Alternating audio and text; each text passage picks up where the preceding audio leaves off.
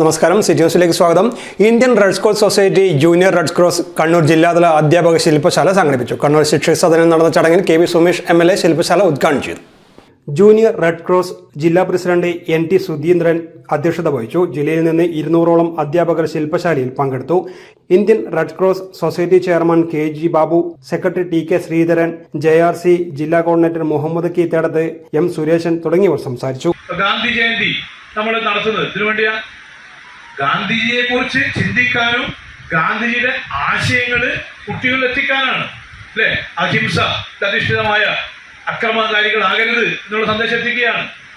ലളിതമായ ജീവിതം നയിക്കണം എന്നുള്ള സന്ദേശം എത്തിക്കുകയാണ്. അപ്പൊ എല്ലാവരെയും ആദരിക്കണം എന്നുള്ള സന്ദേശം എത്തിക്കുകയാണ്. അപ്പൊ ആ രീതിയിലുള്ള ഒട്ടേറെ കാര്യം. അപ്പൊ ഓരോ നമ്മൾ നടത്തുന്ന ദിനാചരണങ്ങള് ഈ മാനവ സൗഹാർദ്ദം വളർത്തിയെടുക്കണം എന്നുള്ള ലക്ഷ്യത്തിന്റെ ഭാഗമായിട്ടാണ് ദിനാചരണങ്ങൾ. അന്താരാഷ്ട്ര സൗഹൃദം വളർത്തിയെടുക്കുക, അതാണ് നമ്മൾ മൂന്നാമത് സൗഹൃദം എന്ന് പറയുന്നത്. ആ രീതിയിലുള്ള പ്രവർത്തനങ്ങൾ ആണ് നമ്മൾ വരുന്നത്.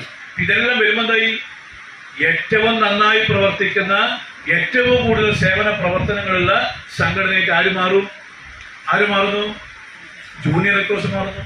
News desk, city news. കൂടുതൽ വാർത്തകൾ അറിയുവാൻ സിറ്റി ചാനൽ വാട്സ്ആപ്പ് ഗ്രൂപ്പിൽ ജോയിൻ ചെയ്യുക. അപ്പോൾ യൂട്യൂബ് ചാനൽ സന്ദർശിക്കുക. വാർത്തകളിൽ അവസാനിക്കുന്നില്ല. മറ്റൊരു വാർത്തയുമായി വീണ്ടും കാണാം. നമസ്കാരം.